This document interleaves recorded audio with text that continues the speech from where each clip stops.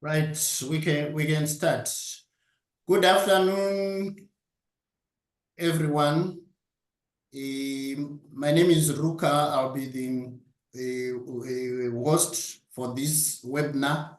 Today we have a new topic, applying the income approach to power generation appraisals.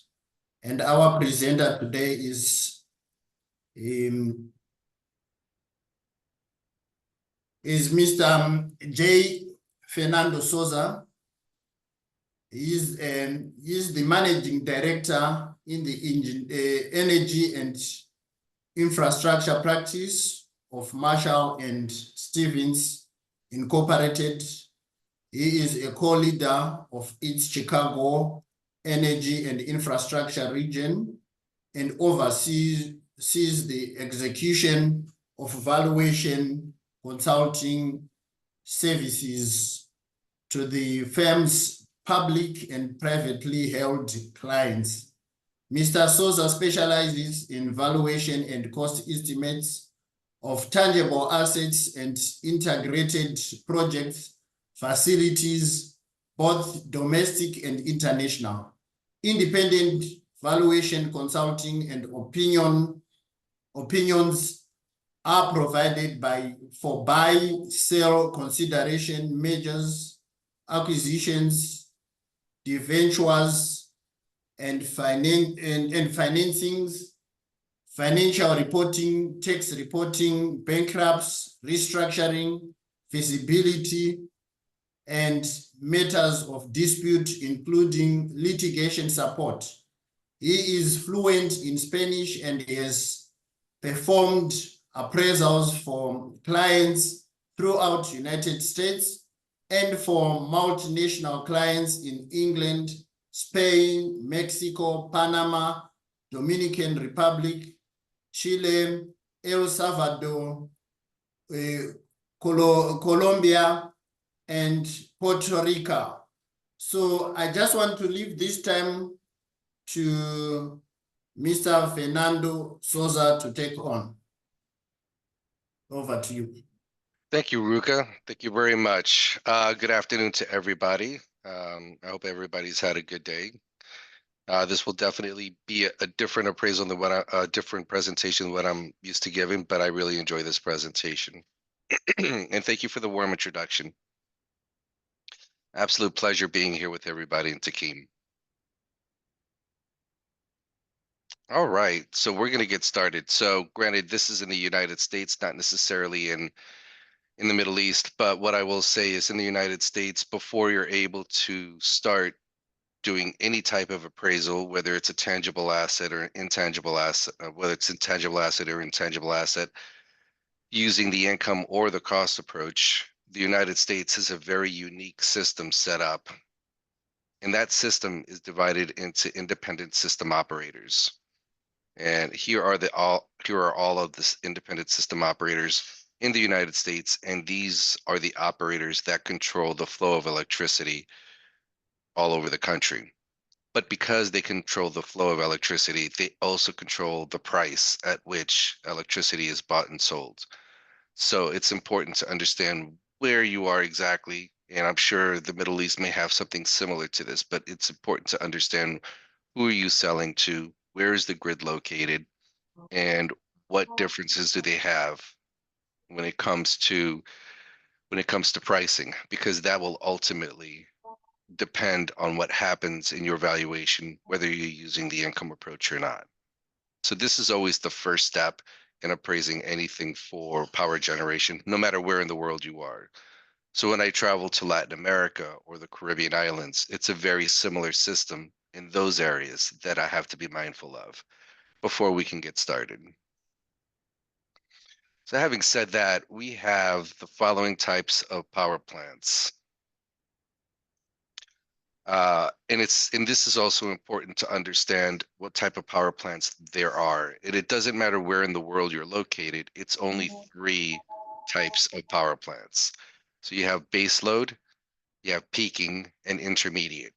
So base load power plant is the power plant that will be turned on and stay on. And this is what stabilizes the energy sector in any system that you have. Base load power plants typically consist of coal, nuclear power plants. It can be natural gas, but that's typically what a base load power plant is. It's turned on and it stays on, and it generates electricity 24 hours a day, 7 days a week. A peaking power plant is a power plant that is turned on when there is an unusual high demand. This is typically for natural gas power plants, although in the United States, natural gas power plants have gone from peaking to baseload because we've gotten rid of coal and we don't have that much nuclear power plants left. So because of that, we've gone from natural gas power plants have gone from peaking to baseload. But the reason a natural gas power plant is peaking is because it could be turned on and 100% operational within a couple of hours. So if there's a very, very hot day and an incredible increase in demand for electricity, the peaking power plant is there, and its entire intention is to reduce the strain on the grid. That's why they can be turned on so quickly to handle spikes in demand. Intermediate power plants are everything else that is not either base load or peaking, and it's typically related to renewable energy. So wind turbines, solar, hydroelectric, biomass, uh, these are your typical intermediate power plants. They are not consistent as base load power plant. They're not consistent as a peaking power plant. The amount of electricity that they produce is limited to the amounts of natural resources available at the time it is producing electricity. So they are not they cannot stabilize an energy grid. They can take the load off of an energy grid. They can help the energy grid stay stabilized, but stabilized by taking the stress and the load off of base load and peaking power. But they're not really intended to maintain an entire country all by itself. So it's important to understand what type of power plants it is that you are appraising, because the type of power plant that you are appraising is then going to make the difference on what inputs you're going to utilize in order to do that appraisal. So that's why I typically start off with those first two slides. So I'm not going to spend too much time on this, but this is just a makeup of what a wind farm looks like. You'll have the wind farm here, the wind turbines. They will be connected together by a collection system. And from here, they will go to their internal switchyard, from there to a substation, from the substation to the transmission line. And from the transmission line, once it gets to the transmission line, this is now officially being sold in the grid. From here, it'll go to distribution substations and ultimately to everybody's house or place of business. And you'll find that every single power generation facility operates the same way. Whether it's a wind farm or a solar or coal or natural gas or heavy fuel oil or hydroelectric, it will go to an interconnection point, which would be your substation, from there to the transmission line, and from the transmission line to your house or to your business. This is the same setup, the same graphic, but this one's specific to solar, and it breaks solar down into two different steps: utility scale solar and distributive generation solar. So distributive generation solar would go from the power generation point directly to the house, directly to the business, or it can go into a transformer to a substation and then to generation. I'm sorry, it goes the other way. My generation to substation to transformer and then to the solar energy.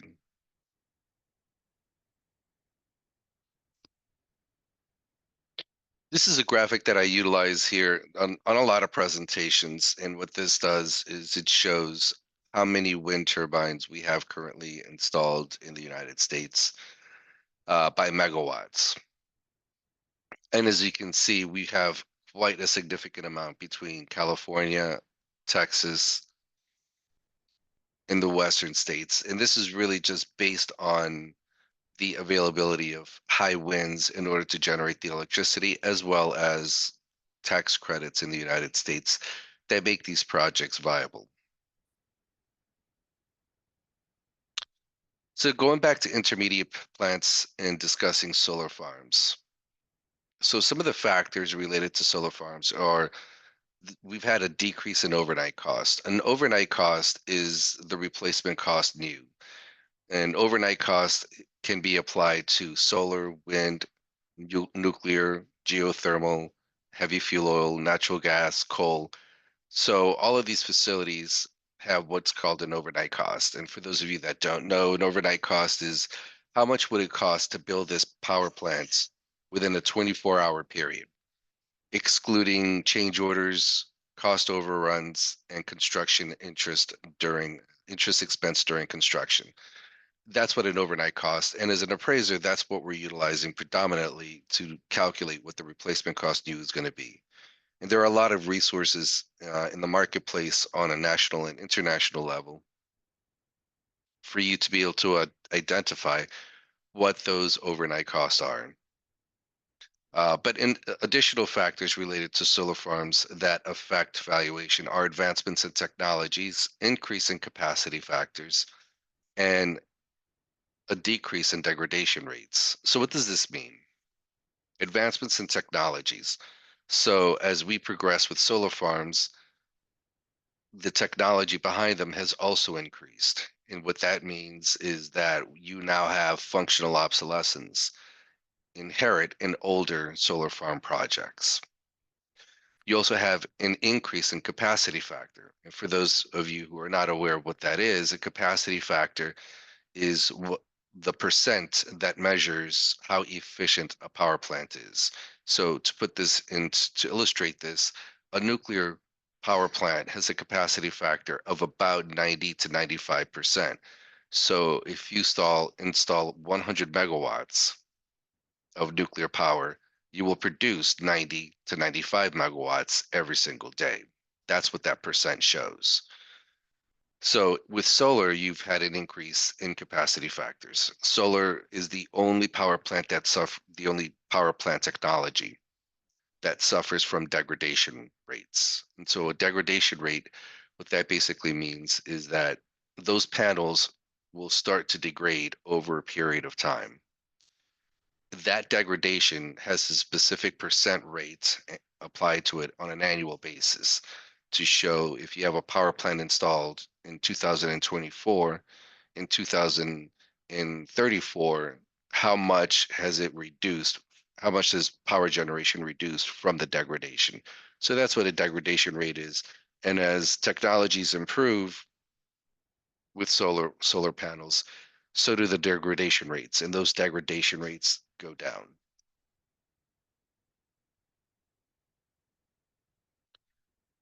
So some of the initial considerations before beginning an appraisal, which is what we were discussing, is what type of technology are we appraising? Are we appraising a coal power plant, nuclear, natural gas, wind, solar, hydroelectric, biomass, geothermal, could be anything. So what type of technology are we appraising? Because while we only have three approaches to value, cost, income, and sales comparison approach, the data that we're going to collect from that technology being appraised is going to be very different from coal to nuclear to natural gas and so forth. So it's important to understand the technology you're appraising first. The second thing to understand is any current or past issues regarding the technology being appraised.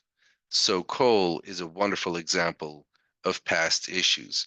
There are many countries on a global scale that are trying to remove coal as an option for power generation.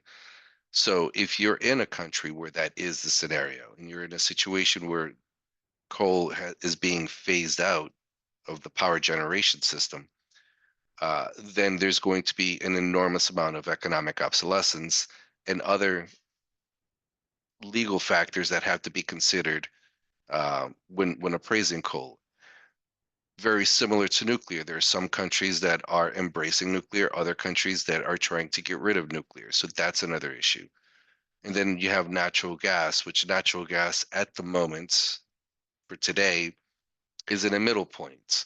Nobody's complaining too much about natural gas, but that can change at any moment in time. However, since coal and nuclear are in a delicate situation right now, this is increasing the demand for natural gas. And because of coal and nuclear, now natural gas is becoming more valuable than before, natural gas power plants. And then when we get into renewable energy, such as wind, solar, hydro, electric, biomass, geothermal, and so forth, that brings its own set of challenges because depending on the country that you're in, it will depend whether or not there are government subsidies, federal laws, state laws, local laws for that are supporting the production of electricity utilizing renewable energy sources. So you would have to take that into consideration as well when performing the appraisal. So it's really important to one, understand the type of technology being appraised, and two, the area that you're in and how your area and your country's views on that particular type of technology is going to affect your overall appraisal. As we discuss that, all of these are going to have some level of effect on physical, functional, and economic obsolescence, which again goes back to why it's important to really understand the country and the assets that you're appraising. So preparation of the appraisal report. In the United States, it would be USPAP compliant. Outside of the United States, I know in the Middle East, it would be, you would have to be compliant with the international valuation standards, which are very similar to USPAP either way. But you do have to select that standard of value. And while in machinery and equipment, generally speaking, fair market value and continued use is the standard of value, you'll find that in power generation, that standard of value can change dramatically depending, again, on the country where you're in, the asset that you're appraising, the purpose of the appraisal. You can find that that standard of value can change. And in the preparation of the appraisal, as with any appraisal, you will have to consider the three approaches to value, which again are the cost, sales, and income approach.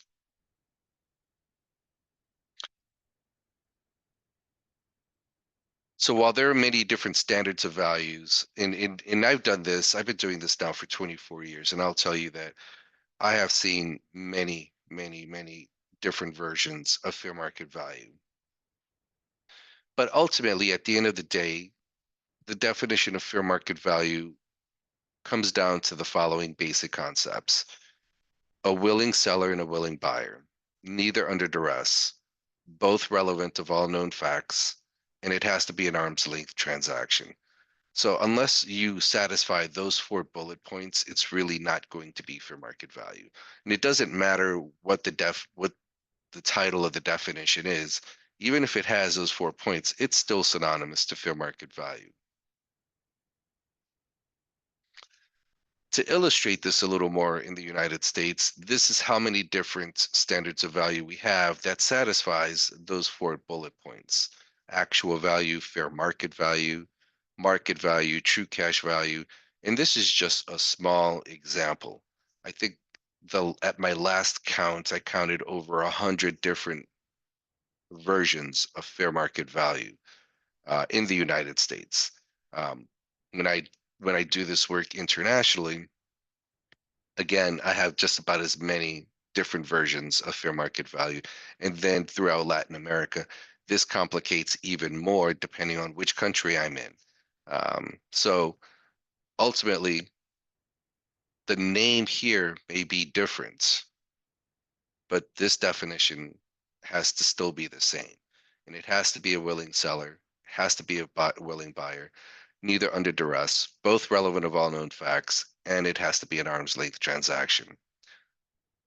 This doesn't matter too much so long as it satisfies that definition, right?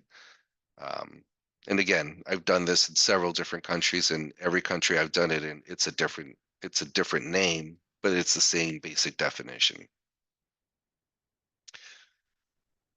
So I'm not going to spend too much time on the two approaches to value, the sales comparison and the cost approach, because Most of us on the machinery equipment side already do this pretty regularly.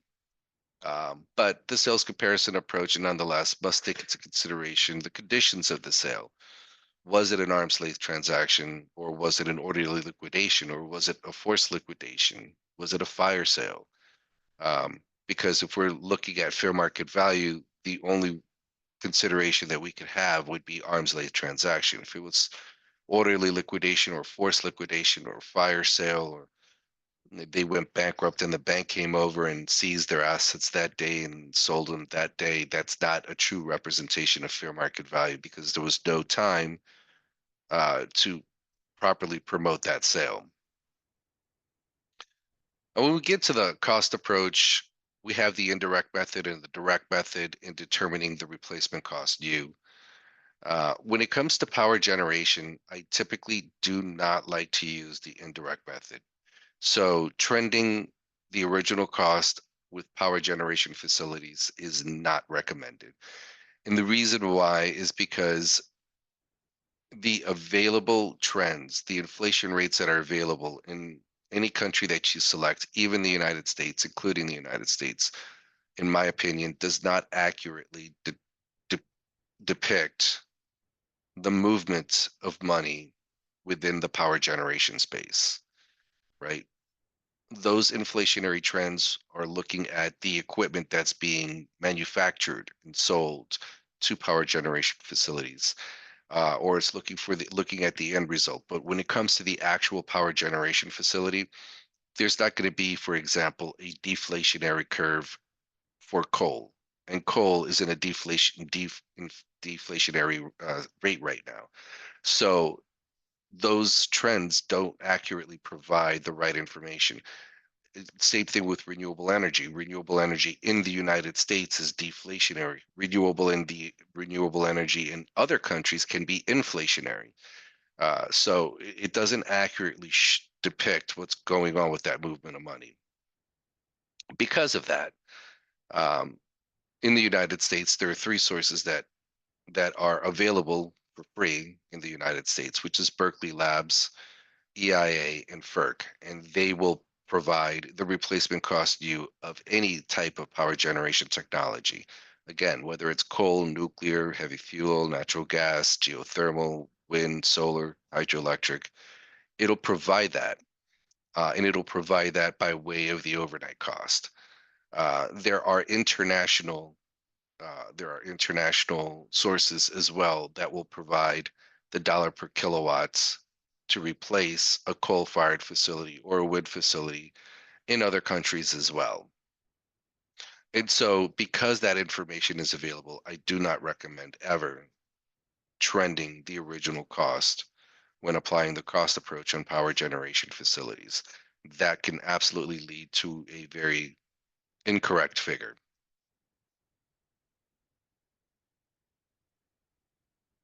So as we're talking about the cost approach, I bring this map up again with the independent system operators in the US. And the same concept can be applied because I've applied a very similar concept when I've done work in Colombia, in the Dominican Republic, Puerto Rico, Panama, and Colombia.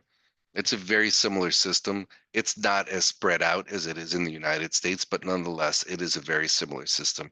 You have one where in the United States, it's a large country. So we have many independent system operators. In Colombia, you have two. In Mexico, you have three. So it depends on the country that you're in.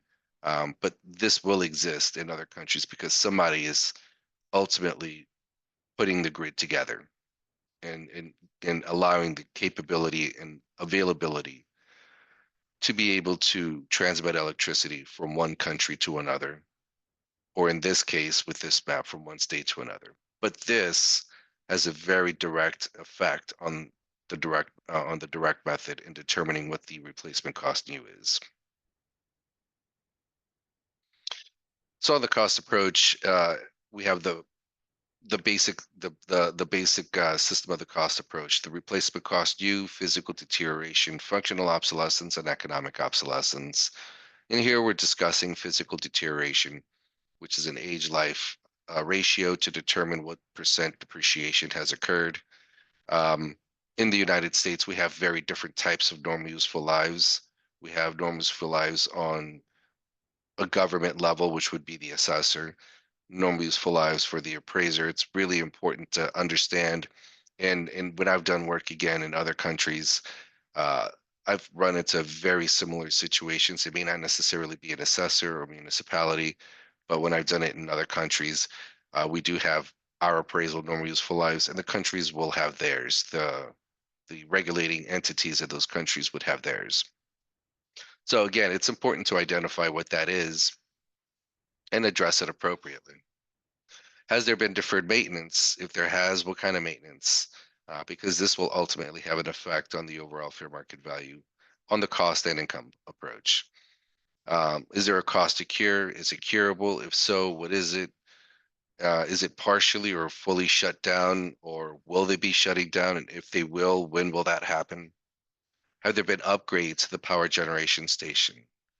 Were the upgrades forced by the government, forced by an environmental association, or was that upgrade done from the company to improve efficiency?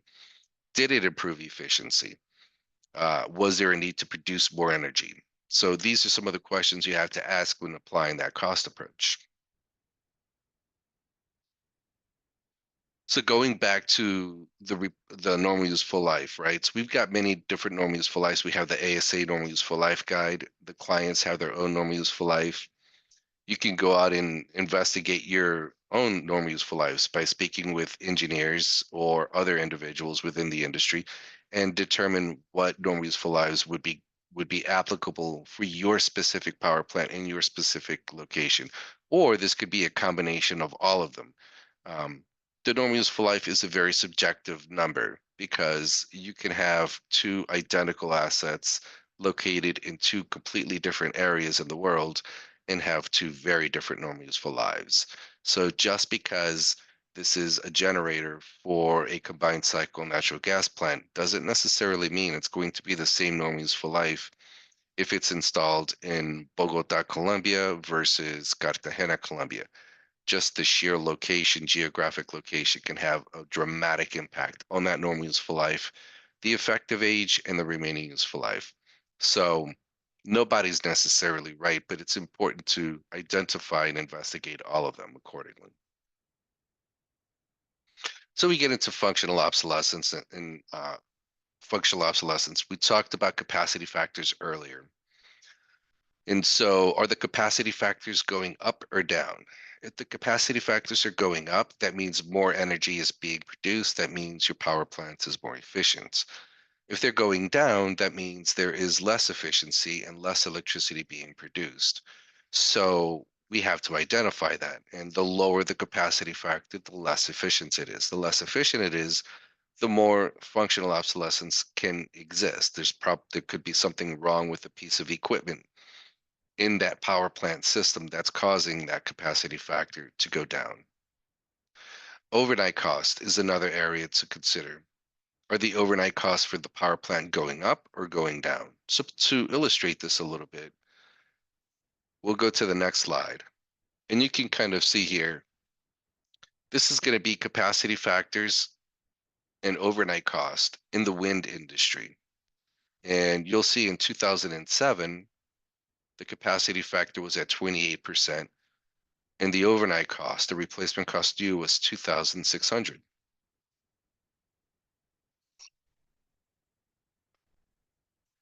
If we move forward to 2014, you'll see that the capacity factor went from 28% to 37%. So now we have an improvement in efficiency from 2007 to 2014. And if you look at the overnight cost, it went from $2,600 replacement cost new to $1,900. So now you see this cost is going down. And this is kind of what you want to measure as you're going through and looking at this, because these numbers are fluctuating. There are slight increases throughout, and whenever there's an increase, a peak like this one here in 2015, That's because in the United States in 2015, they let the energy credits and government grants expire. And when that happened, the cost went up. Okay. So this was an artificial increase. But if you look at the system overall as a whole, it has been in a decline ever since. So the replacement cost you are going down. Meanwhile, efficiency is going up from 28% to 42%.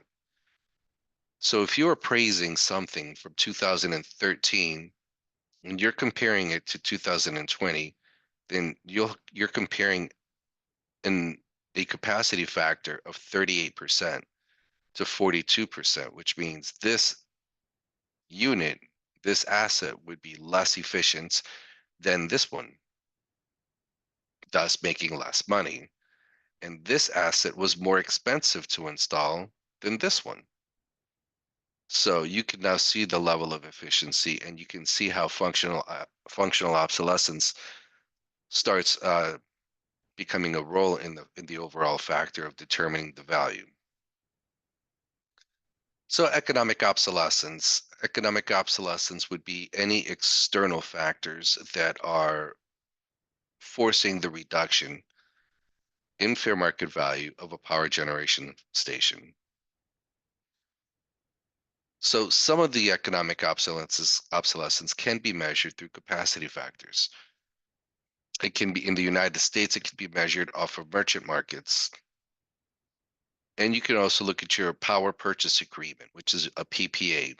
So the power purchase agreement is the contract that you have that the power generation owner has to sell electricity. But these are three of the main points when we're looking at economic obsolescence penalties. Because if your production, if your capacity factor drops, not because there's something wrong with the equipment, but because nobody's buying electricity from you, then that's an external factor that's forcing your power plant to not produce as much electricity as it can because there's no demand and nobody wants to buy it. If you don't have a power purchase agreement and you're just selling into the market, how often are you being dispatched? How often are people asking for you? How often is the off taker asking for your electricity? And if they're not asking for it, then that's going to start having a reduction. Or maybe they are asking for it, but they're asking everybody for electricity at the same time. So now the price begins to drop. And it's not your fault that they're lowering the cost of electricity of what they're willing to pay. That's what the market is bearing. So that's an economic penalty that has to be taken into consideration. And then your power purchase agreements. Do you have a power purchase agreement? Is one available? How much life is left in your term? What are the current rates? When you entered into your power purchase agreement, you could be selling it at 6 cents a kilowatt hour, and today they're selling electricity at 20 cents a kilowatt hour. So you're not making as much money as you should be making because the market is paying 20 cents and you're only earning 5.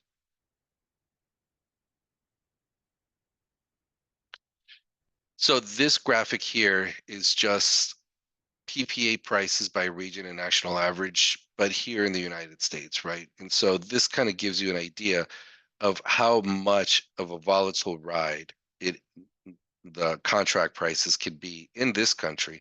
And I'm sure, and having done this, because I did a very similar study when I was working in Panama, and in Panama, it was a lot more volatile and a lot higher in Panama and in Colombia as well. But you can see how much spiking the contract prices in power generation occur, both on the East Coast, the West Coast, Central, and then nationwide. It's very volatile. So this is something that has to constantly be looked at when you're performing your appraisal. I'll skip this slide because this is more specific to the United States, but this is how we determine utilizing the cost approach and the income approach. This is how we look at valuing a business in the power generation field. But in essence, the cost approach would value the machinery equipment at $100 million. The income approach would value the intangible assets at 66 million. the US grants that are available at 30 million, and then non-qualified costs would come in at 40 million. So you'd still come to 100 million on the income approach. It's just taking into consideration the grants that are available, whereas in many other countries, this is not an option.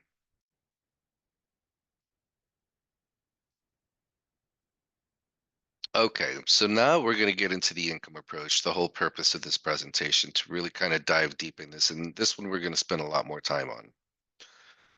So the basic steps of the income approach. We have total revenue, which is typically provided by the clients, less total operating expenses, again, provided by the client, which then equals EBITDA, which is earning before interest, tax, depreciation, and amortization. Then from there, we subtract depreciation of the capital expenditures. In other words, depreciation of the machinery and equipment. So even on an income approach, the machinery and equipment appraisal, utilizing the cost approach, is still necessary and needed for this specific section of the income approach. Now, in the United States, this goes one step further, where we apply modified accelerated cost recovery system, but this is only applicable in the United States. In the rest of the world, this would be IFRS, International Financial Reporting Standards, which would just strictly look at the depreciation of capital expenditures, which would be the machinery and equipment. And as a machinery and equipment appraiser knows, we don't depreciate to zero. We always leave a salvage value there, which is why this falls under International Financial Reporting Standards. In the United States, there is no salvage value here. They will depreciate this down to zero. Then we subtract working capital, and then from there we add back the depreciation of the capital expenditures. If there are any tax credits associated. So in the United States, we have federal tax credits when it comes to renewable energy. Mexico has tax credits where 100% of the machinery and equipment dedicated to a renewable energy project is depreciable on year one. So you would deduct it here and then add it back here under the federal tax credits, but for Mexico, right? That would equal the net debt free cash flow. And then from there, we apply a present value factor, and that in turn will equal the fair market value of the project. So these are the basic steps when applying the income approach. Now we're going to take each step into a little more detail. So the first step is total revenue. So this, again, is typically provided by the client, measured as a single event or in combination. This will be the total hours or electric production multiplied by the contracted rate, which is what your contract will pay you, or the uncontracted rate, which is what you would expect to sell in the secondary market. You can have a take or pay agreement, and then a probability factor known as either a P50, P70, or P90. This probability factor is what this basically says is if I have 100 megawatts of electricity installed, then I'm going to give it a 50% probability, P50, that I'm going to produce 100% of that 100 megawatts. Or I can give it a P70, a 70% probability, or a P90, a 90% probability. That's what these probability factors are known as. Usually the client will make a determination as to which one of those probability factors would be applied. You would need to confirm that usually with an independent engineer's report, because an independent engineer will usually be contracted, especially on a brand new power plant, to determine what the actual probability factor is for that power plant. If this is an existing power plant that has been producing electricity now for a few years, then there is no probability factor because the actual numbers of production have already occurred and exist. So based off of what happened historically, you can gauge what will happen in the future. So the second step here would be operating expenses. So commonly referred to as OpEx, but operating expenses. So what does this include? And this is just a very small example, but it could mean it could include many other items as well.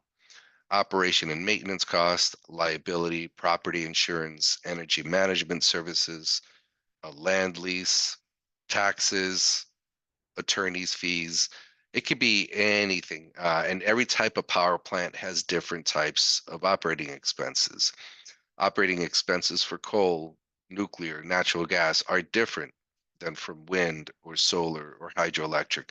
So it really depends on the type of power plant that you're appraising, which goes back to the earlier slide that I showed, is understanding the power plant that the type of technology that you're appraising, because that operating expense then is going to be different for that. So when we're looking at revenue minus operating expenses, that brings us to earnings before interest, tax, depreciation, and amortization, commonly referred to as EBITDA. So this is a measurement of the core corporate profitability. It does not take into consideration, however, any unusual liabilities that may be inherent within that power plant. It does not take into consideration any credits or government grants or programs that may increase the overall income of the power plant. This is strictly just looking at income minus expenses, and that's it. So if there are any other factors associated with your revenue stream outside of that income, or other factors associated, other liabilities associated with operating expenses that's not in that operation expense column, then this would affect your overall valuation. So some people look at EBITDA and say that we will trade our business 4 times EBITDA, 7 times EBITDA, 10 times EBITDA, whatever that number may be. But again, EBITDA does not take into consideration every single thing that's actually going on with that business. Because of that, I personally do not subscribe or give any opinions that this power plant can trade at 2 times EBITDA. I don't, because there are external factors that can have a dramatic effect. And as we continue forward in this presentation, you'll see what I'm talking about. Here we come into depreciation. Now, this depreciation is based on the actual equipment, and this is the depreciated value of the equipment. But this is done differently than what most people on this call may be used to. This utilizes a cost approach up to a certain point, but ultimately, these are United States IRS tax lives. And these are the lives that are going to be applied for depreciation. Whereas outside of the United States, when I've done this in Colombia and Ecuador and other countries, I'm not using these lives. I'm actually doing the cost approach as a machinery equipment appraiser and applying that level of depreciation on an annual basis for those assets so that we can calculate the depreciation, because this number will ultimately end up, which will be this number right here, will ultimately end up into the income approach. So there is a small difference here between the United States, what happens in the US, what happens outside of the US. So the United States is the only country that does not really follow international financial reporting standards. So just as you would depreciate your asset internationally, you would do it the same way here, and that number would go in here annually. So as we're moving along, we talked about total revenue that provided by the client less total operating expenses, which then equals EBITDA. And now we discussed the depreciation of capital expenditures, CapEx, the machinery and equipment. Now we're going to talk about working capital. And working capital is just going to be whatever cash is necessary to start operation of your power plant. Now this is in the event that the power plant is a brand new power plant and this brand new power plant has not started operations yet. Then you're going to have some initial working capital. So this working capital is not factored into this EBITDA, which is again another example of why I'm not a big fan, which is why I don't necessarily agree with saying we can trade this power plant at 2 times EBITDA, because if it's a brand new power plant, then you're not taking into consideration working capital, right? And that would affect the overall value of the plant. So this number would be wrong to begin with. But that's what the working capital would be. Now we're coming back over here. We're going to be adding back depreciation of the capital expenditures and federal tax credits. So this number right here, which was subtracted originally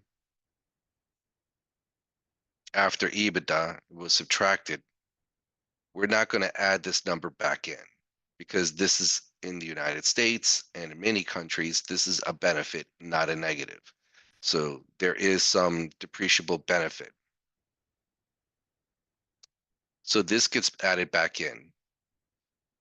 And as we progress, we're going to get to the federal tax credits in a second. So in the federal tax credits in the United States, we have the Inflation Reduction Act, we have the investment tax credit, we have the production tax credit. There's so many countries with so many different credits. I don't know them all, but the one that I've worked in the most outside of the United States would be Mexico. In Mexico, it is a 100% federal credit on all machinery and equipment.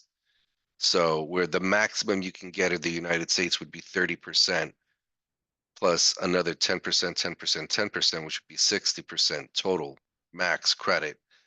In Mexico, it is 100% credit. And that has an immediate effect on your overall income approach.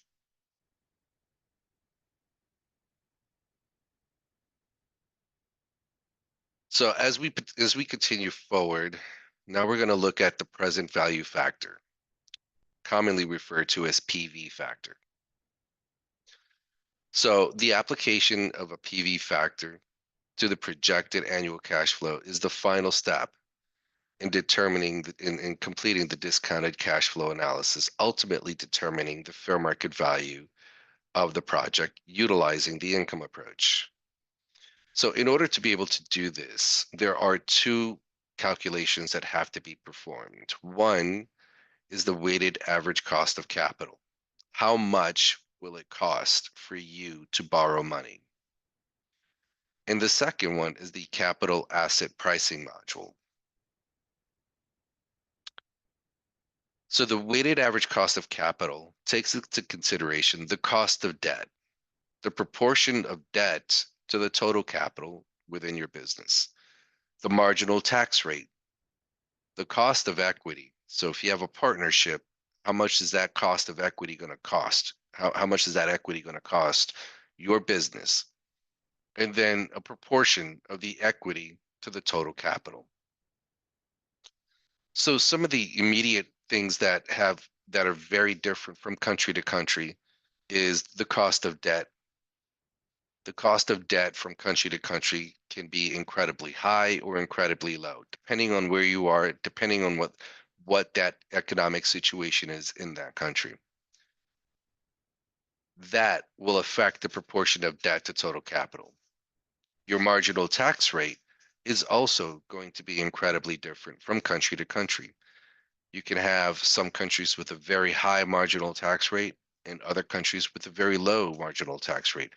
But this will have an immediate effect as well. And then the cost of equity capital.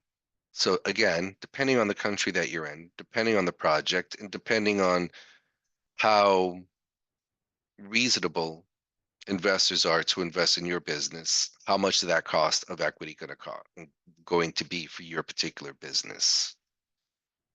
And that's what the weighted average cost of capital is determining, is ultimately looking at all of these factors here.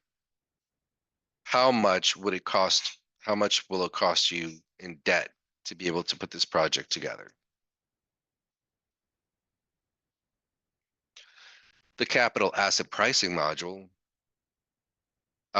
this takes into consideration other factors. So it's also going to take into consideration the cost of equity for the capital, a risk-free rate of return. So the risk-free rate of return in the United States, we use our treasury bond.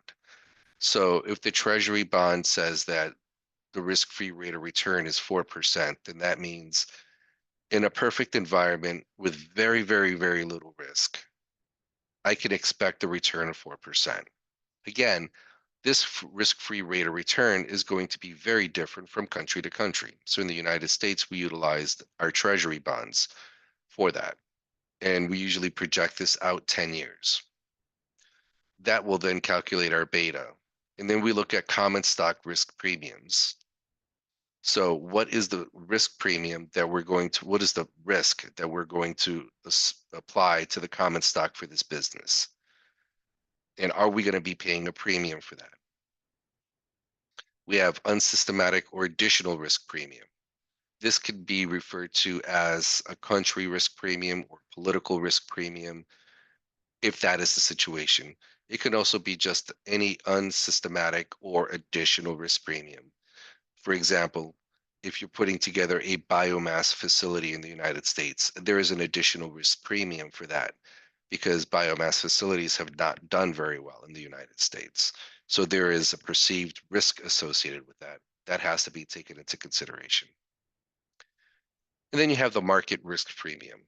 So if you are trying to put a coal-fired power plant in a region in the world that is not welcoming coal-fired power plants, then there's going to be a market risk premium there. That's something specific to the coal-fired power plant. But in overall, you can also look at the market within the country that you're in and make a determination of the risk premium for that market. Is your market volatile? Is it not volatile? Is it a stable market? This would have an effect on that risk premium.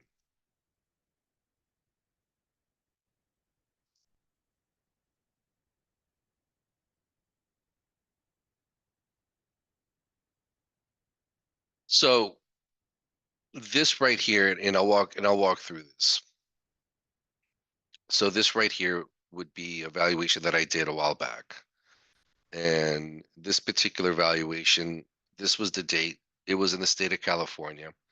So the United States is different because when we put together our tax rates, we have to look at a blended rate between the state that we're operating in and the federal government. Most cases outside of the United States, there are some differences from country to country, but generally speaking, there's usually one tax rate in each country, as opposed to the United States. So we do have to take into consideration the state tax rate, which is at 8.84% in California as of this time. The federal tax rate as of that time was 21%. So the blended rate, it's not an actual addition or an average. There's a calculation that goes here. But the blended tax rate would be 27.98. Again, it's not an addition. It's not 21% plus 8.84. And it's not an average of the two. It's an actual calculation between them. Selected GPC. GPC would be guideline public companies. And this is the first step in determining the income approach is we need to go out and start taking a look at all very similar companies within our region in the United States of wherever it is that you're appraising that are similar to the business that we have, right? So in this particular case, this would be the basket of companies that we had selected for this particular assignment. Brookfield, NextEra, Clearway, AES, EDP, Energex, Orsted, NRG, Northland. This is similar to performing a sales comparison approach in machinery equipment. The only difference is we're now doing a sales comparison approach on an income level to see how these companies are being operated compared to our company. So here we were talking about the risk-free rate of return. This would be a 20-year US Treasury yield at 4.53%. So this would be our risk-free rate of return. And this is what the estimated cost of the debt would be. So these are some of the initial points that we start diving into in order to get us into calculating the capital asset pricing module and the weighted average cost of capital. So now we're going to start off with the capital asset pricing model. So we have that risk-free rate, the treasury bill, based on a 20-year treasury rate at 4%. Our concluded equity risk premium at 6%. Now, this one we sourced from Duff and Phelps, which is now Kroll. Our beta at 0.445%. And this would come from the weighted average cost of capital. We utilize S&P Capital IQ in order to calculate that beta, but that beta is going to be based off of these guideline public companies. Now we're going to look at our market premium. The market premium is the equity risk premium, which would be this multiplied by the beta, and that's going to get us at 2.67%. Now we're going to look at the size premium, and that size premium is going to be the risk-free rate plus the beta adjusted market premium. So the risk-free rate plus the beta adjusted market premium. This now brings us over to the project specific risk premium, which in this case was 0. So project specific risk premium. This can be any type of risk premium associated with your project. In this particular case, it was 0 because this particular power plant was being constructed inside the fence for only one buyer, and the buyer was a very well-known multinational corporation that will have no problems paying this into the future. So there was no risk as to are they going to be able to sell electricity to who are they going to sell the electricity to. So there was no risk premium here. However, this can absolutely change depending on the type of power generation system that you have that you're appraising, and who the off taker is, who are you selling electricity to, and what country are you located in. So all of that can get affected in here. But this ultimately provides the cost of equity at 9.73%. Now we have the pre-tax cost of debt. And this could be in this particular case for this assignment, the 6.75% cost of debt, the client already had debts, already had a loan with a bank, and this is what their cost of debt was before taxes. So they were able to provide that contract, and that cost of debt just went in here. The tax rate, again, is the blended tax rate that we showed earlier. This is a different assignment, so this was a different tax rate, but it would be the same blended tax rate. And that gets you to your after-tax cost of debt. So after taxes, this is what your cost of debt's going to be. So this is what your quote unquote interest rate would be, right? Your cost of debt. How much money will it take you to take a loan? How much will it cost you to take a loan? So now we look at the cost of equity and the cost of debt. So the cost of equity with this calculation comes in at 9.73%, and the cost of debt is coming in at 5.7%. So here's your cost of equity, and here's your cost of debt. At this point, we have to make a determination of how much are we going to be utilizing. Are we going to be utilizing a 50% of equity and 50% of debt, or 70% of equity and 30% of debt, or 70% of debt and 30% of equity? What does that picture look like? Because that will ultimately then determine what the weighted average cost of capital will come in at. So if we utilize a 50% of equity and 50% of debt to finance this project, then you're looking at a cost of debt or weighted average cost of capital of 7.4%. That would be the interest that you would ultimately end up paying. And again, this will differ dramatically from country to country. So now let's put this all together. Now we've gone through all of the theoretical aspect of it. Now let's put it together. So we have a contract that ends in 2030. Contract started in 2023. The power purchase agreement started in 2023, and that power purchase agreement will end in 2030. Okay, so let's take a look at this. The client's going to provide the production in kilowatt hours.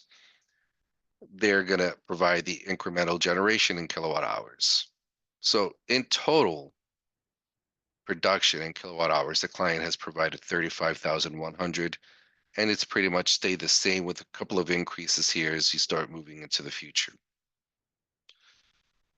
The contract price is based off of the power purchase agreement, the contract that they have. And this contract price is going to be stable and the same through the life of the contract at 7 cents a kilowatt hour, or if you round it, 8 cents a kilowatt hour. So now your total revenue is coming in at 2,685,000. This is going to be in the thousands. And it's going to be like this throughout. And then you'll see some slight increases from 2,685,000 to 2,700,000. And this again is based on that increase in production. So now we've got maintenance services and insurance reimbursements. This is additional revenue that came in on top of this. So when we take a look at this additional revenue, reimbursements for insurance, and they're providing O&M services, so they're charging for that. So that increases our total revenue to 3 million throughout, with slight increases as you get further out. Operational expenses. Again, here's all your operational expenses. And they could be different from power plant to power plant. They don't all necessarily have the same operational expenses, right? And you can have different levels of percent ownership. In this particular case, it was 100%, but there can be different levels of ownership. So when we're looking at total revenue, 3,081,000 subtracted by total gross expenses, 1,400,000, that will get you your EBITDA, which will be right here. But the problem, as I mentioned before, with EBITDA does not take into consideration all of the other aspects associated with power generation facilities, especially renewable energy projects. So when you're looking at your EBITDA, now we're going to subtract the depreciation of the equipment. And that gets us EBIT. So that gets us earnings before interest and tax. So your after-tax income is now $1 million, 1 million, 1 million, 1 million, all the way up to 1,100,000. But now you see where the difference is between 1 million and 1,600,000. We're missing a pretty big chunk of change here. But now we're going to add back the depreciation because that is a benefit. And when we add back the depreciation, that's going to get you a free cash flow of 1,200,000, increasing to 1,300,000. So now we're looking at a difference between EBITDA of 1.6 to 1.2. And this is why I don't necessarily agree with the concept of we're going to trade this 2 times EBITDA, 3 times EBITDA, 4 times EBITDA. I mean, that could be a good rule of thumb if you wanted to do something quick and expeditiously, but it's not a really good identifier of what's happening, because as you can see, there is a pretty big difference before we even start getting into the present value. When we're looking at just the free cash flows, there's a pretty stark difference. So we typically apply the income approach on mid-year conventions, which basically means 6-month period. So this is 6 months, 1 year, 6 months, 2 years, 6 months, 3 years, 6 months, 4 years, 6 months, and so forth and so forth. That's what the mid-year convention really relates to. And our discount rate is now going to be 7.4%, which in essence is that interest rate. And to go back to this, that discount rate, which was calculated utilizing the capital asset pricing model, comes in at 7.4%, which is what we calculated earlier.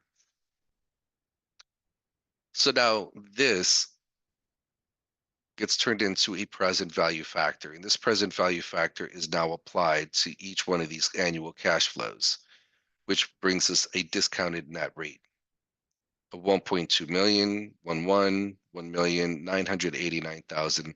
And now you can see where this is starting to differ. So now when we're looking at this, we're like, okay, this is a lot lower than this up here. Now, in 2030 is the end of the contract. Okay. That doesn't necessarily mean that's the end of the business. At 2030, the contract expires, but the business can continue forward without a contract. It can continue forward without a contract, selling electricity into the market. It could get another contract or it can shut down, but we don't know what's going to happen. And the client typically will not know what's going to happen. So we apply what's commonly referred to as a terminal value. And this terminal value looks at the probability of operating in business for X number of years into the future and adds that back into everything else. So in this particular case, our enterprise value or fair market value for this business comes in at 14,400,000. Taking into consideration the cash flows, the present value of the cash flows through 2030 and the terminal value at the end.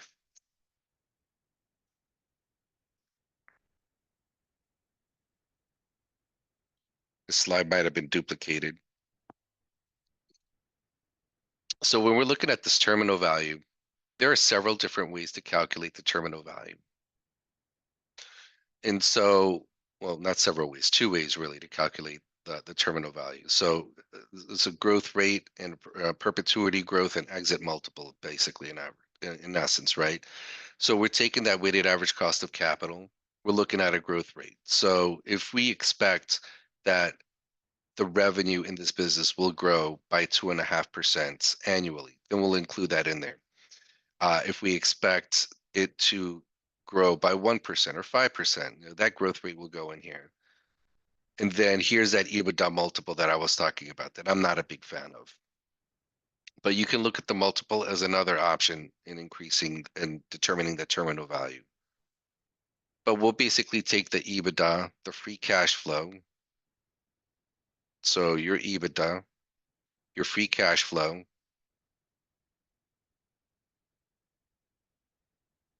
and that'll be for the last year, sorry. So EBITDA for the last year, free cash flow for the last year. And then calculate the growth of perpetuity and your exit multiple, come up with your average, and that is what will ultimately be your terminal value moving forward at the end of the business. Oh, and that was the end. I know I provided a lot of information, so any questions?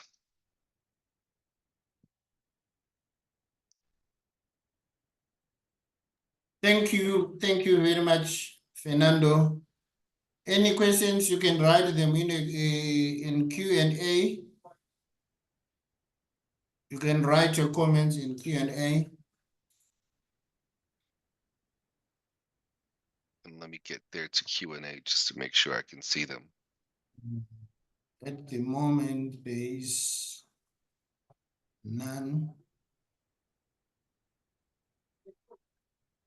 Oh, these are just comments. Thank you for your informative presentation from Ali.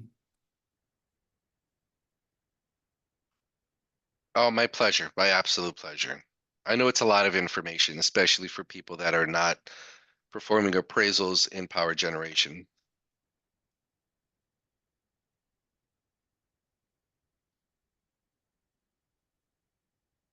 Maybe whilst we are waiting for some questions, can you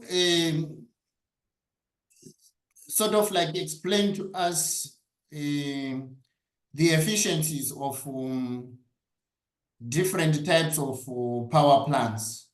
For example, hydro, solar, power plant, and the gas power plants. Absolutely, with pleasure. Let's get over here to that section. We'll use this one. The most efficient power plant in the world is nuclear. And so as we go through the efficiencies, I'm going to probably say some things that some people may not be happy with or may not necessarily be popular in today's global view. But this is not my opinion. It is a fact. So this is not how I feel. This is just realities. So the most efficient power plant in the world is a nuclear power plant. It's the most efficient and the cleanest. It has a very high cost to build, a very high cost to operate, and then there's an additional cost associated with the spent fuel rods that are radioactive. So those are the three negative things about a nuclear power plant. The second most efficient power plants would be a coal-fired power plant, would be the second most efficient. But again, a coal-fired power plant is not very well liked on a global scale, but it is the second most efficient power plant, followed by natural gas. And then natural gas has two different types of power plants that could be associated with that. Simple cycle, which has about an 80% capacity factor, and then combined cycle, which has about an 85 to 88% capacity factor. From there, moving into the renewable energy space, geothermal is the next most efficient power plants, followed by hydroelectric, followed by wind, followed by solar, and then biomass. Biomass is not done very well in the industry, generally speaking, so it's usually on the bottom. And then we have an anonymous attendee that asked a question, how long does it take to produce a report? It really depends on what's going on, but I will say about 4 to 5 weeks is how long it takes to produce one of these reports. And it can be longer depending again on the size, but for us in our practice, we're averaging about 4 to 5 weeks to complete one of these reports.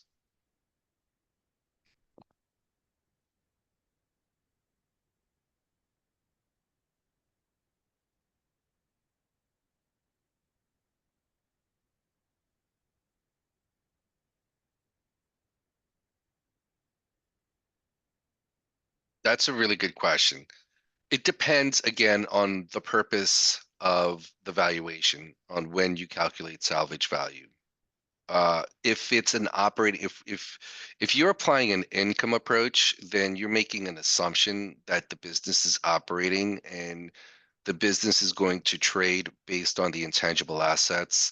So it's unlikely that you will calculate the salvage value.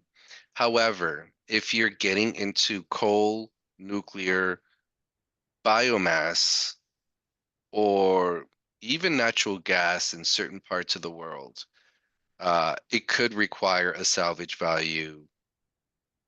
It could require a salvage value calculation because they may want to know how much is it going to cost salvage, and they may actually even require what the decommissioning cost would be. Because coal is not very well liked on a global scale. Some countries like nuclear, but many don't.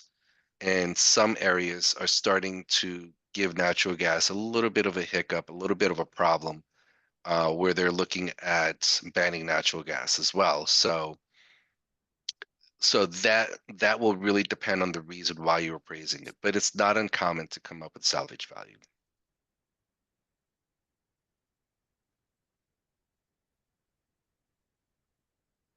Let's see. Can you please provide us with a standard PNM report? What would be PNM? I mean plant and machinery. Ah, I've never heard it put that way. Okay, that one. You can get in touch with me. I can provide one. Perfect. Yeah.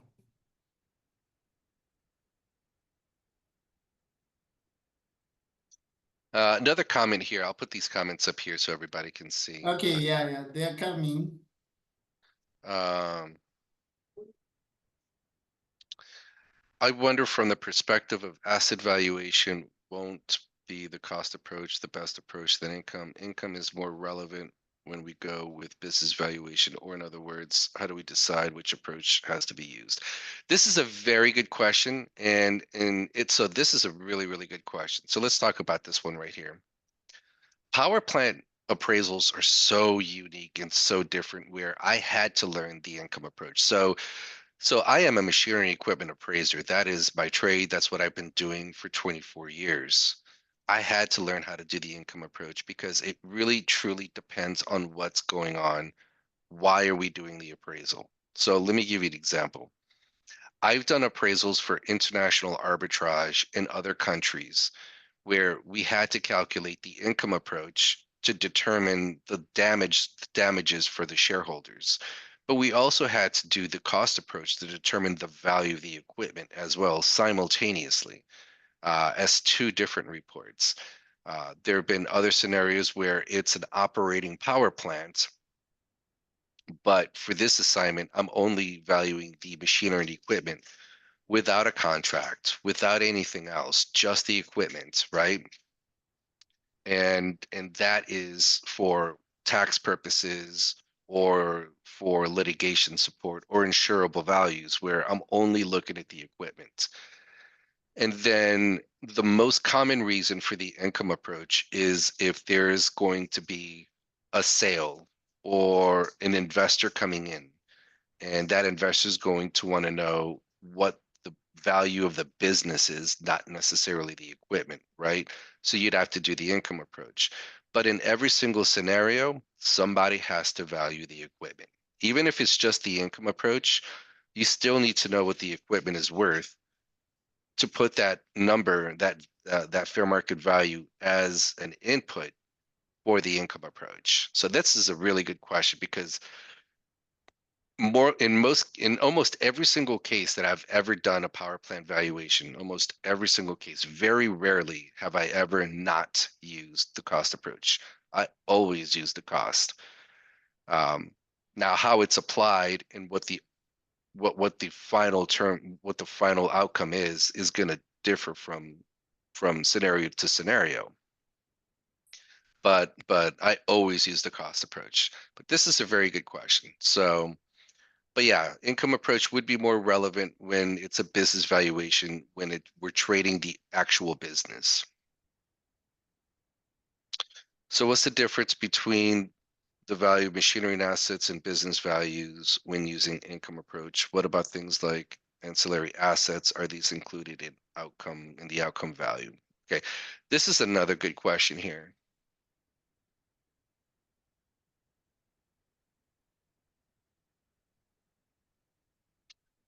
So when we're looking at the differences between machinery and business value, it's not uncommon for me to come through, for example, let's say that there is a terrible earthquake in the Middle East and a power plant sustains significant damage, okay? And the insurance company gives me a call to determine what the fair market value is of the power plant. The insurance company is going to want to know two things. They're going to want to know, and it doesn't matter where in the world this happened. I'm using the Middle East as an example because I'm speaking with Takeem, but the same analogy can be applied anywhere in the world. And I've done this several times throughout Latin America. Insurance companies going to want to know two things. One, what is the value of the machinery and equipment? And two, what is the value of the business? Because in a situation like this, where and this is just one example, right? But in a situation like this, where there is a natural disaster that affects the overall asset and business, right? We need to know what the fair market value of the equipment is to replace. We need to know what the fair market value of the business is because now the business is going to have to shut down. And because they're going to have to shut down, there's going to be lost revenue. And that lost revenue is going to then go right back into the income approach, and it will devalue the business. The equipment will also be devalued because it's not operating the way it should be. So we need to know what the value is for the equipment. and for the business as itself.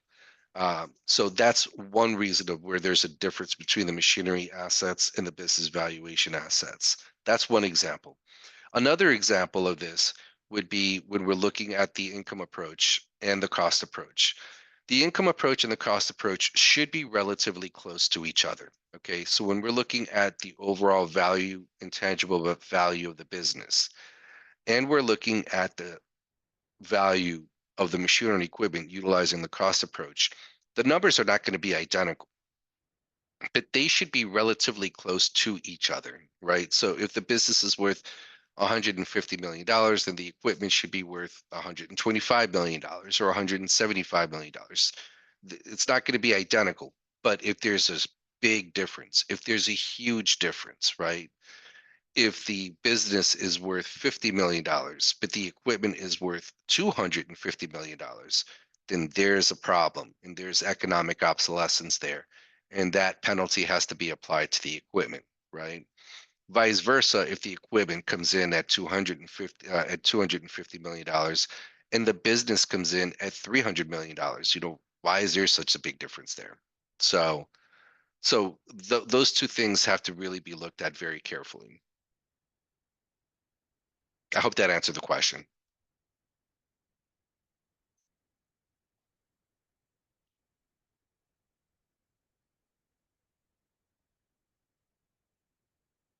I've got another question. Hmm. Yeah, it's saying, is there a law for a specific number of years or when the power station is liquidated? Maybe Is it's when you can say it's retired. is there a specific law for what? What was that? When I missed the part before liquidating. Yeah, yes, yeah.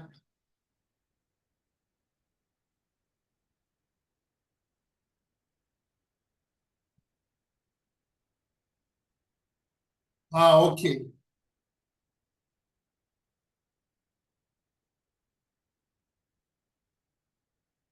Okay. Okay. That's great. Another question that I might pose. I understand in terms of IFRS, there are instances where you might be asked to do asset componentization of a power plant.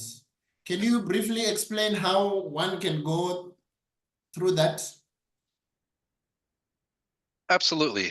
So if we're gonna do that with a power generation station, well, to begin with, it's going to be an incredibly large file. So you're looking at about anywhere from 30 to 50,000 line items if you're doing that for a power plant. The best way to do it, and really the best and only way to actually physically accurately do it, is with a fixed asset listing from the client. That's really the only way to really truly do it in the most accurate form. That's not always available. Okay. So when it's not available, there are major components depending on the type of power generation system that you're looking at, right? Again, coal, natural gas, nuclear, there are major components that you can go ahead and just segregate into those components of the power plant, right? So for example, if you're looking at a coal-fired power plant, you would start off with the coal yard and then a stacking conveyor, a transportation conveyor, the boiler, the furnace, the supercritical boiler, and then from the supercritical boiler to pressurized systems to the turbine generator, and then to the switch yard. Those would be, oh, and the exciter in there. But those would be some of the more high level areas, right? If you're looking at a natural gas power plant, then it would be the interconnection point for the natural gas, the gas scrubber and cleaning system, the pipe racks, and then that would go into the boiler, that would go into the gas turbine. If it has a heat recovery steam generator, that would be included. So you would start breaking it out in those level of components, right? Ultimately, for most power generation stations, that would amount to about 40 to 50 line items if you componentized it that way. That's fine. Thank you so much. I think there's another question. Terminal value calculation. Sure. So what the terminal value calculation is intended to do is it is intended to generate, you can still see my screen, right, Ruka? Yes, I can see it. Okay, so what this basically means is in a normal business valuation environment, right? You typically perform a business valuation or income approach out to 5 years. In the example that I gave, it goes out 8 years because the contract expires in 2030, right? But this does not mean that at the end of 5 years or at the end of 8 years, the business is over. It's done. It ceases to exist. We don't know what's going to happen in the future, right? And if you try to go past 5 years on an income approach for a business valuation, it's the assumptions that you're taking are just too great. So what we do is we apply a terminal value at the end of this. Well, this is the overall calculation for the terminal value, but that terminal value comes in here. And so what that terminal value is saying is that once we hit 2030 and we're at the end of these cash flows, moving forward into perpetuity, perpetuity, we don't know when this will end, but moving forward into perpetuity, we are estimating another terminal value of over $7 million for the business. And that $7 million is going to be based off of the discount rate, the growth rate, if we apply one, and then an EBITDA multiple. And that is how that is ultimately determined. This was done for 2 separate projects. That's why the numbers don't match up. That's why the average of 15 million does not match up to 7 million. It was 2 different projects that we did this on. But that's ultimately what it does. And so it's there specifically to determine what the value is of the business in the future, utilizing these inputs. What is the best approach in determining the estimated remaining useful life of a machine or power plant? Well, when we're looking at the remaining useful life of the power plant, the age life analysis, well, physical deterioration is really the first starting point, right? So we would look at the normal useful life, we would look at how old it is, and then that will tell us what the remaining useful life is. So if it's got a 20-year normal useful life, it's 10 years old, it has 10 years remaining useful life. However, when we're looking at machines or power plants, there are a lot of factors that can definitely change that. Okay, so I'll give you an example. The gear shaft and the gearbox on wind turbines. And let's go to the wind turbine area. Let's go to this slide real quick. So when we're looking at gearbox and gear shafts from basically 2007 to about 2014. So the gearbox and the gear shaft for wind turbines during this period of time had an average normal useful life of 5 to 8 years. But in reality, it had a remaining useful life of even less than that because they were horribly constructed, really, really poorly constructed. So whenever I'm appraising any asset in the power generation space, the first question that I ask is, have you had a lot of issues? Have you had issues with any specific types of machinery and equipment?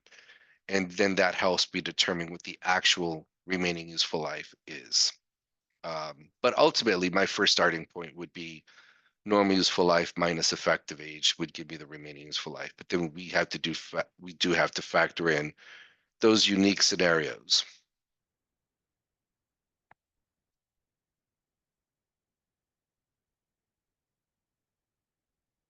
Do we still have any questions in Arabic, Basim?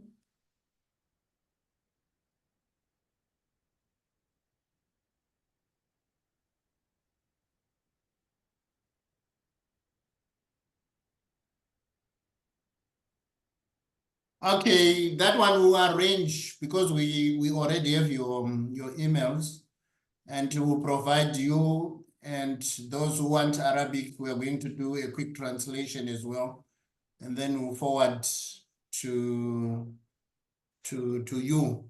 We just want to thank Fernando for allowing us to just do the Arabic translation for that. Maybe, Fernando, you can put your last slide with your details. In case you want to contact Fernando, feel free to contact him so that you can get more information. And maybe in case you might have come across a power plant valuation assignment in the future, he is the best person to contact so that you can get advice from. So I think that's all. If we don't have anything, what I would like to do. Hello? I'm still here. Okay. What I would like to do is just to thank Mr. Fernando Souza once more for coming forward to do the presentation. Thank you very much. I hope in future you might come back and guide us as well, particularly on power plants and infrastructure as well. As you can see, IVS, the new standard which is coming, which is effective January 31st, January 2025. It is now including infrastructure. So in future, you might come back and assist us on that. Thank you very much. Let me thank everybody who has attended for joining in. Thank you very much. Our webinar ends now. Well, thank you, Ruka, and thank you to everybody. Ruka, please feel free to share the presentation with anybody who would like to get a copy of it. Okay, I'll definitely do that. Thank you. Thank you. Have a wonderful day. My pleasure.